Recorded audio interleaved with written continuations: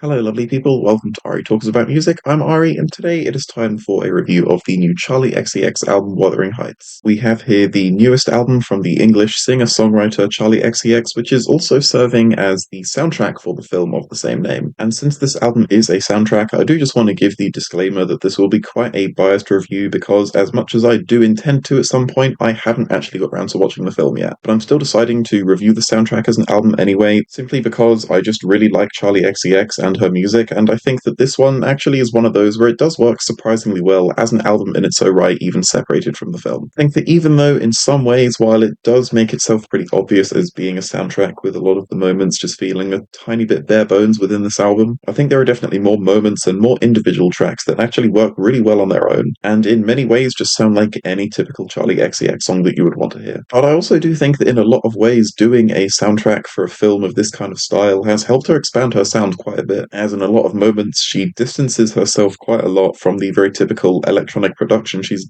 generally known for. And I think that she manages to use a lot more organic sounds and instruments on this album that most of the time are actually used very well. And I think that the opening track, House, is already a really good example of this, with it opening with this very ominous kind of atmosphere that's really helped with the very dark and brooding strings. And then eventually towards the end of the track it becomes something a lot more industrial and even quite menacing in a way. And I do still really like the hints of electronic sounds that are still used on this track, as I think just having that a little bit towards the end does make it quite interesting. And then Wall of Sound continues with the string arrangements, and I think again they're used really well on this track. And I think that this one does have quite a unique style, as the strings are pretty much the main focus of the entire song, when usually it's more just like a secondary instrument to provide some atmosphere, but I think it actually does work really well being the driving instrument. And so for that reason, I think that atmosphere-wise, this song is absolutely amazing. However, because the strings are pretty much the only instrument outside of obviously the vocals, I find the track as a whole is just a little bit lacking in terms of structure or backbone, but I do think that purely because the atmosphere, it at least has the groundworks for an amazing track. I think that Dying for You is just a classic sounding Charli XCX song, and one of the only ones of that kind of style on the album. I love her very melodic vocals on this track, as well as just the very bouncy electronic production. This track is also a very simple one, and I think that does a great job at just giving it a very intimate sort of feel. And then towards the end, I do like the way this track does try to expand its sound a little bit with some very interesting production styles on show. And while this is definitely one of the more interesting moments on the album, it is also pretty short. And I think that it's just a bit of a shame that nothing that much is really able to come of this moment, as I think it definitely did have the potential to make this song one of the most interesting that the album has to offer. Always Everywhere, luckily, is one of the only songs on the album that does feel like this, but it is one of those where I think it does make it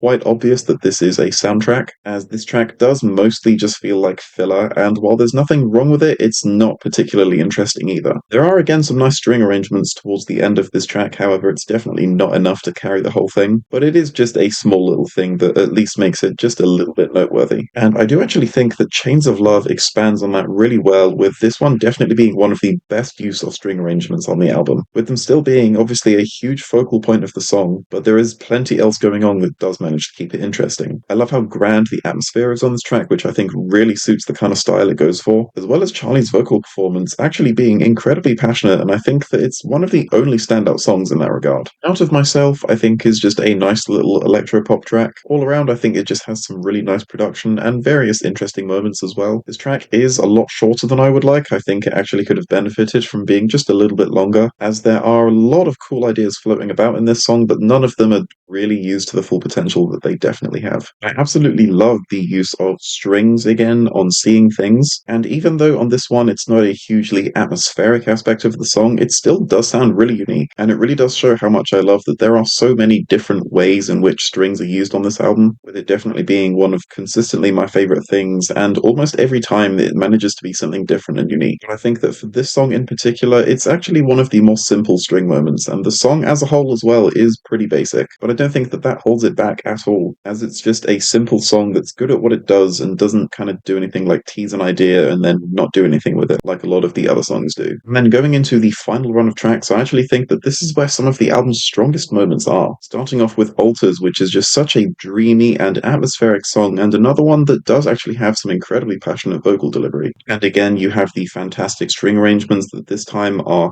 hugely important for this track's atmosphere, and a huge part of what makes it as powerful as as it is. After that, on Eyes of the World, I think it's generally a pretty good continuation of that style. This one is a fair bit more upbeat, which I don't think suits the style of the song as well as I would hope, but I do still appreciate the attempt, as there was definitely a vision there, if nothing else. And I do still think that each individual part of this song is still written and performed incredibly well, even if they don't fit together quite as well as I would like. And then you have My Reminder, which I think is just a really fun and bouncy song with some really interesting production styles. I think that the electronic sort of sound that these string arrangements have to them is actually really interesting and something I wish that this song and just the album in general actually did a little bit more. And I think that just in general, the more electronic sort of style that this song takes on is actually quite refreshing. As much as I've enjoyed Charli XCX taking a slightly more organic direction on this album, I think it's definitely clear what she does best. And I think that the atmosphere that the electronic sounds are able to create on this track is definitely one of the best. Also, with the very kind of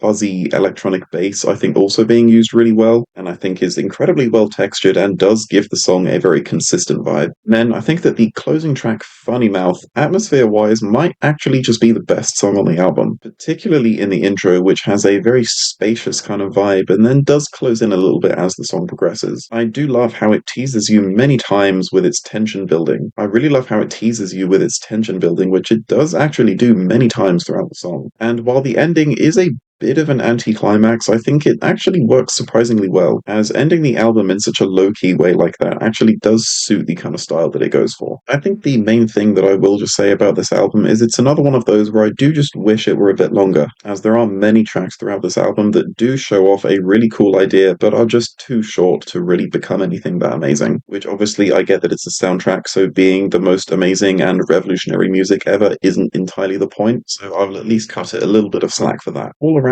the production and the writing and everything is still very strong on this album, as well as, like I've mentioned, the amazing use and very diverse array of string arrangements that this album has too, which even though on the whole it does have quite a limited instrumental palette, it does still in many moments manage to use what it does have to quite a lot of potential. I think it just would have been great if I could have said that about more than just mainly the string arrangements that this album has. And so that's why I'll be giving this album a 6 out of 10. Thank you so much for watching this review. Please be sure to listen to this album yourself and tell me your thoughts below. Please leave a like if you liked the video, and please leave a dislike if you didn't like the video, and remember to stay hydrated.